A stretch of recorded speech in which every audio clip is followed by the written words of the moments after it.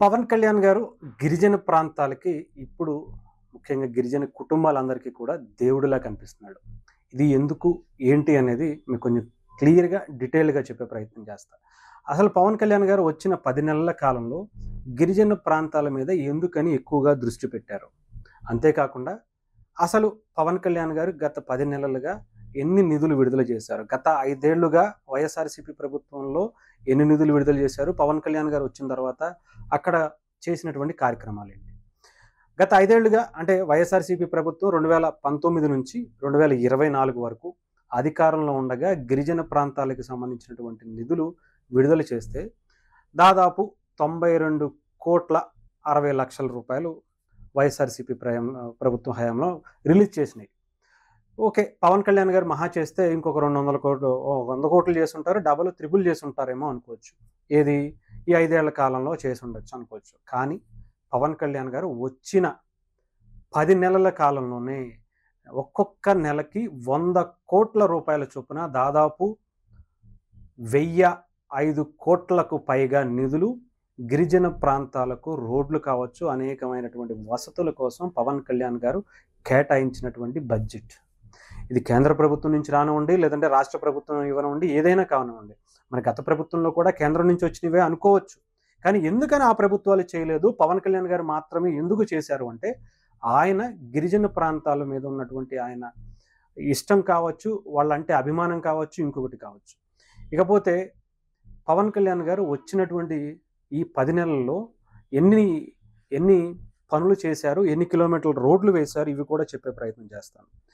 దాదాపు గత 5 ఏళ్లుగా 92,96,00,000 వైసీపీ ప్రభుత్వం ఇస్తే వచ్చిన 10 నెలల్లోనే పవన్ కళ్యాణ్ గారు 1,05,27,00,000 రూపాయలు ఖర్చు పెట్టారు. దాదాపు 601 నివాసాలకు రహదారి సౌకర్యం కల్పించారు. టూరిజం అభివృద్ధి చెందేలా 1,069.20 కిలోమీటర్ల మేర రోడ్డు నిర్మాణం పూర్తి చేశారు. ఏదో శంకుస్థాపన చేశారో, లేదా టెండర్లకు పిలిచారో, లేదా ఓకే చెప్పారో అని కాదు. పూర్తి చేశారు 10 నెలలలో. ఇది పవన్ కళ్యాణ్ గారు అఫీషియల్‌గా వాళ్ళ పంచాయతీరాజ్ శాఖకు సంబంధించినటువంటి వెబ్‌సైట్‌లో ఆయన అధికారికంగా పెట్టింది. ఏదో అనధికారికంగానో, లేదంటే వైఎస్ఆర్‌సీపీ సోషల్ మీడియాలో వేసినట్టు కాదు. లెక్కలతో సహా ఏ రోడ్డుకి ఎక్కడెక్కడి నుంచి ఎన్ని కిలోమీటర్లు వేశాం, ఏ నియోజకవర్గంలో వేసాం, ఏ పల్లెటూరికి వేసాం, అది ఎంత ఖర్చయింది, ఏంటి అనేది, అది సీసీ రోడ్డా, లేదంటే తార్ రోడ్డా ఏంటా అనేది కూడా కంప్లీట్‌గా డీటెయిల్స్‌తో సహా పెట్టారు. ఇకపోతే ఎందుకని గిరిజన ప్రాంతాల్లోనే పవన్ కళ్యాణ్ గారు ఎక్కువ దృష్టి పెట్టారు అంటే, గిరిజనులు గత 5 ఏళ్లుగా వాళ్ళు నార్మల్‌గానే ఎక్కడా కూడా కల్మషం లేని జీవితాలు వాళ్ళయి. వాళ్ళు బయట నుంచి ఎవరన్నా వస్తే ఒక రూపాయి అంటే వాళ్ళకున్నటువంటి స్థితిగతులపై ఇబ్బందులు దృష్ట్యా వాళ్ళేంటంటే ఇతర వ్యక్తుల మీద ఆధారపడడం, రాజకీయ నాయకుల మీద ఆధారపడడం, వాళ్ళు ఇచ్చేటువంటి అరాకొర పథకాల మీద ఆధారపడటం మీదే వాళ్ళ జీవనోపాధి అనేది సాగుతుంది. దీన్ని అలుసుగా తీసుకొని గత 5 ఏళ్లుగా వైఎస్ఆర్‌సీపీ ప్రభుత్వం అధికారంలోకి వచ్చిన తర్వాత గంజాయి పెంచటానికి భారతదేశ వ్యాప్తంగా ఏ పల్లెటూరులో కూడా, ముఖ్యంగా ఆంధ్రప్రదేశ్, తెలంగాణ చుట్టుపక్కల ఉన్నటువంటి మిగతా రాష్ట్రాల్లో గంజాయి దొరుకుతుంది అంటే ఆంధ్రప్రదేశ్ నుంచే వస్తుంది అని చెప్పేది చాలా బలమైనటువంటి ఆధారాలతో సహా ఆయా గవర్నమెంట్లు బయటికి చెప్పాయి. కానీ ఎక్కడ కట్టడి చేయకపోగా దాని మీద ఒక ఐపీఎస్ అధికారి వాళ్ళ ఏరియాస్‌కి వెళ్లి గంజాయిని తగలబెడితే వెంటనే అతన్ని తీసుకెళ్లి ట్రాన్స్‌ఫర్ చేసేసింది గత 5 ఏళ్లుగా ఉన్నటువంటి వైఎస్ఆర్‌సీపీ ప్రభుత్వం. గంజాయి పెంచటానికి బానిసలను చేసేసింది గిరిజనుల్ని. తద్వారా అనేక మంది యువత ఆంధ్రప్రదేశ్‌లో పెడదారిని పట్టే విధంగా, దాని నుంచి డబ్బులు సంపాదించుకునే విధంగా వైఎస్ఆర్‌సీపీ నాయకుల ప్రణాళిక ముఖ్యంగా గిరిజన ప్రాంతాల నుంచే మొదలుపెట్టారు. అలాంటి గిరిజనుల్ని పవన్ కళ్యాణ్ గారు రావటంతోటే వాళ్ళ దగ్గరికి వెళ్ళి, మీరు అవన్నీ వీడి బయటకు రండి, ఒక అద్భుతమైనటువంటి అవకాశాలు మీకిస్తాం. మీరు ఆ ఉపాధి అవకాశాలతో పాటు మీరు 10 మందికి ఉపాధి అవకాశాలు కల్పించేలాగా ఒక బలమైనటువంటి నిర్ణయాలు తీసుకుందాం అని చెప్పి పవన్ కళ్యాణ్ గారు వాళ్ళకి రోడ్డు వసతులు కావచ్చు, మంచినీటి వసతులు కావచ్చు, అటు చదువుకోవటానికి కరెంటు అనేక అవకాశాలను పవన్ కళ్యాణ్ గారు ఇచ్చి వాళ్ళను బయటకు తీసుకురావటం కోసం. చదువుకోవటానికి రోడ్డు కావాలి, లేదంటే కరెంట్ కావాలా, లేదంటే వాటర్ కావాలా అనేక వస్తువులు తీసుకొస్తే వాళ్ళు బయటకు వచ్చి చదువుకుని ఎడ్యుకేట్ అయ్యి 10 మందికి ఉద్యోగ అవకాశాలు కల్పించే విధంగా వాళ్ళని తయారు చేయాలన్నది పవన్ కళ్యాణ్ గారి సంకల్పం. ఆ తర్వాత మనం చూసాం ఆయన అక్కడికి వెళ్ళటం, రోడ్లు కూడా లేనటువంటి అంటే బైక్ కూడా వెళ్ళలేనటువంటి స్థితిలో ఉన్నటువంటి గ్రామాలకు పవన్ కళ్యాణ్ గారు కాలినడకన వెళ్ళి మరి వాళ్ళని హక్కున చేర్చుకున్నారు అంటే వాళ్ళను బయటకు తీసుకురావాలి. వాళ్ళు గనక ఆ గంజాయి పెంపకాన్నో లేదంటే పెడదారిన పడుతున్నటువంటి వాళ్ళ యువతను ఆపితే దేశానికి చాలా మంచి చేసిన వాళ్ళవుతారు.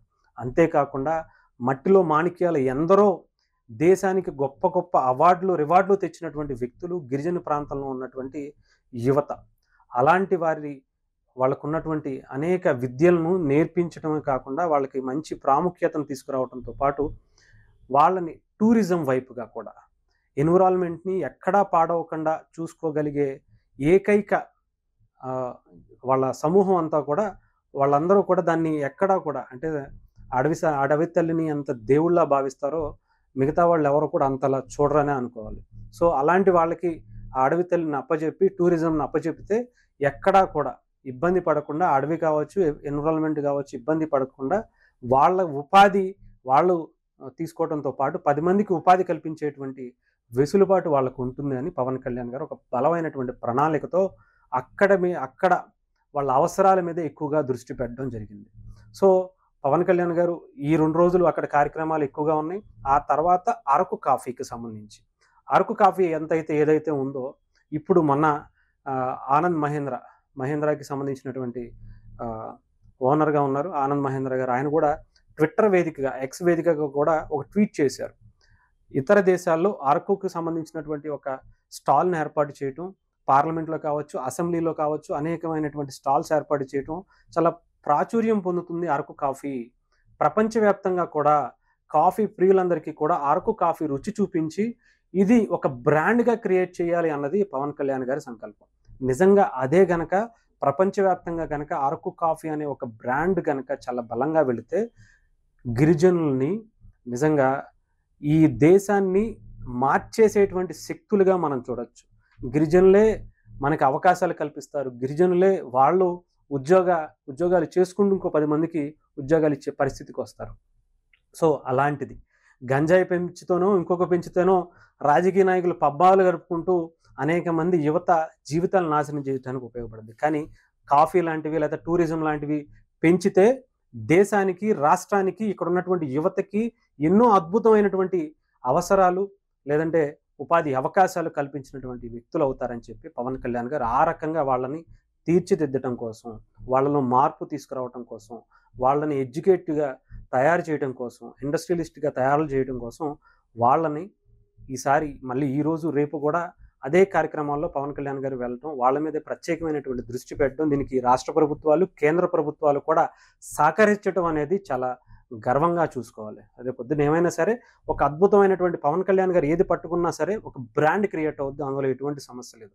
ఈసారి కూడా అరకు అనేది లేదంటే పాడేరు అనేది ఒక టూరిజం ప్లేస్‌గా అరకు కాఫీని ఇంకా ఎక్కువగా పెంచే విధంగా వాళ్ళందరికీ అవకాశాలు కల్పించడం ద్వారా చాలా అద్భుతమైనటువంటి ఫలితాలను దేశం త్వరలో ఒక అద్భుతమైనటువంటి గిరిజన ప్రాంతాల నుంచి ఇంత అద్భుతం చేయొచ్చా అనుకునే విధంగా వాళ్ళని ఒక బ్రాండ్‌గా ప్రపంచానికి పరిచయం చేయబోతున్నారు పవన్ కళ్యాణ్ గారు.